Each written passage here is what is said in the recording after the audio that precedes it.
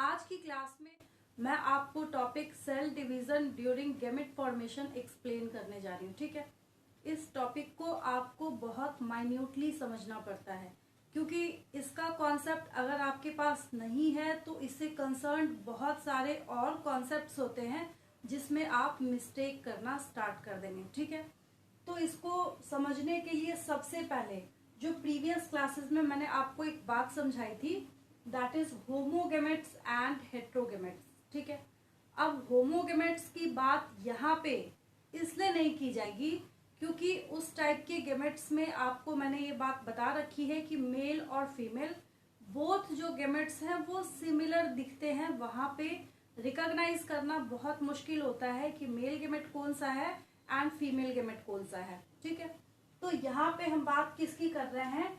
Heterogametic species की बात कर रहे हैं। मतलब इस पूरे अर्थ पे, इस पूरे लिविंग सिस्टम में जितनी वैसी स्पीशीज हैं जो कैसे हैं, हेट्रोगेमेट्स हैं। ठीक है, तो हेट्रोगेमेटिक स्पीशीज को जब आप देखेंगे तो आपने उसके बारे में सीखा ही यही था कि वहां पे मेल और फीमेल बोथ गेमेट्स को हम इजीली डिस्टिंग्विश कर सकते हैं और हम उनको इजीली पहचान सकते हैं। ठीक है, तो यहाँ पे मैंने वही बात लिखी है कि all heterogametic species contains two types of gametes.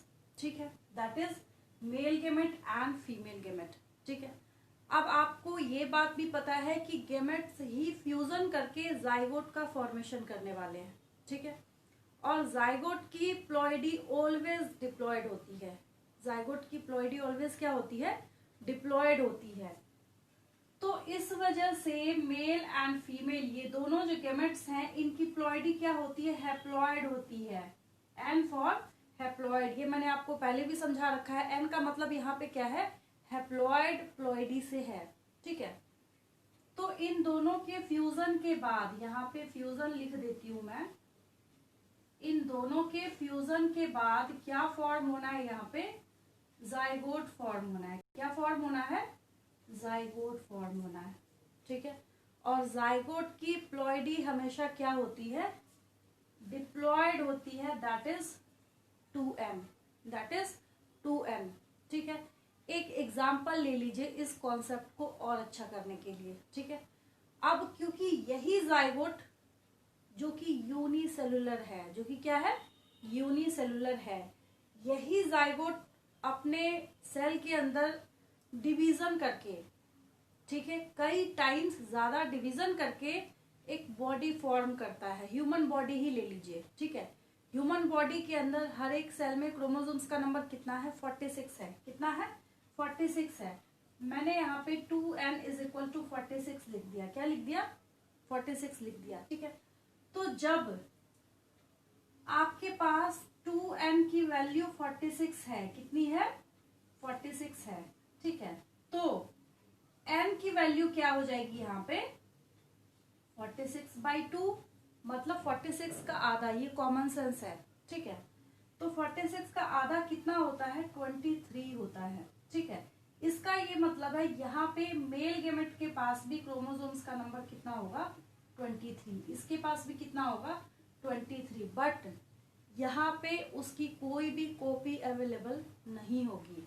ठीक है, ये कैसे होंगे? हमेशा हैप्लॉयड होंगे। Only one set of chromosome present होगा इनके पास। ठीक है, तो ये आपको ह्यूमंस का एग्जाम्पल लेने के बाद बहुत इजीली समझ आ गया होगा। ठीक है, अब देखिए, अब बात यहाँ पे आती है कि इनके पेरेंट बॉडी का क्या? फिर पेरेंटल बॉडी की जब हम बात करेंगे तो वहां पे भी प्लॉइडी की बात आती है। ठीक है, तो पेरेंट बॉडी को जब आप देखना स्टार्ट करते हैं तो इट में बी इधर हैप्लॉयड और डिप्लॉयड। ठीक है, अब आपको एक चैप्टर आगे जाके पढ़ना है सेल डिवीजन का। किसका?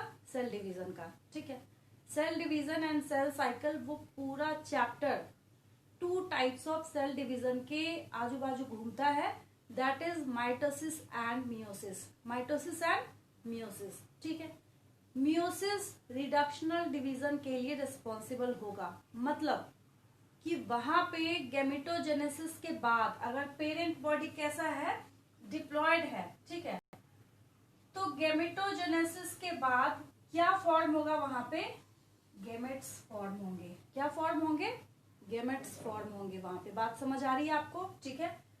और ये गेमेट्स कैसे फॉर्म होंगे? मियोसिस के बाद। बट यहाँ पे तब ये कंडीशन आ रही है जब पेरेंट बॉडी क्या है? 2n है। मतलब क्या है? डिप्लॉयड है। ठीक है। तो इसके पास हाफ हाफ बांटने को अवेलेबल है। ये सेट्स को क्या करेगा? वहां पे अलग अलग करके 2n को में तोड़ के दे देगा। ठीक है। बट जब हम हैप्लॉयड पेरेंट्स की बात करते हैं, किसकी बात करते हैं? हैप्लॉयड पेरेंट बॉडी की बात करते हैं। ठीक है। तो हैप्लॉयड पेरेंट बॉडी में क्या होता है? अब मियोसिस करने को कुछ है नहीं वहां पे, तो वहां पे गेमेट्स का फॉर्मेशन कैसे होता है? माइटोसिस के थ्रू होता है, माइटोटिक डिवीजन के ऊपर होता है। ठीक है। आपको अभी उतने डिटेल में नहीं जानना, बट अगर आपको माइटोसिस और मियोसिस समझ नहीं आता तो आप बहुत सारे कॉन्सेप्ट्स नहीं समझ पाएंगे। इसलिए आप इस तरीके से इसको समझिए और याद रखिए, meiosis is referred as reductional division. मतलब ये प्लॉइडी को क्या करेगा? वहां पे डिवाइड करने का काम करेगा। प्लॉइडी मतलब अगर 2n है तो उनको तोड़ के n n n n haploid gametes देने का काम करेगा। ठीक है। माइटोसिस बिल्कुल जेरोक्स कॉपीज देता है। माइटोसिस प्लॉइडी के साथ कोई भी छेड़छाड़ नहीं करेगा। ठीक है। इतनी बात अगर आपके दिमाग में रहेगी तो आपको कभी कोई कंफ्यूजन नहीं होगी। ठीक है। तो यहाँ पे गेमेट्स कैसे फॉर्म हो रहे हैं हैप्लॉयड में?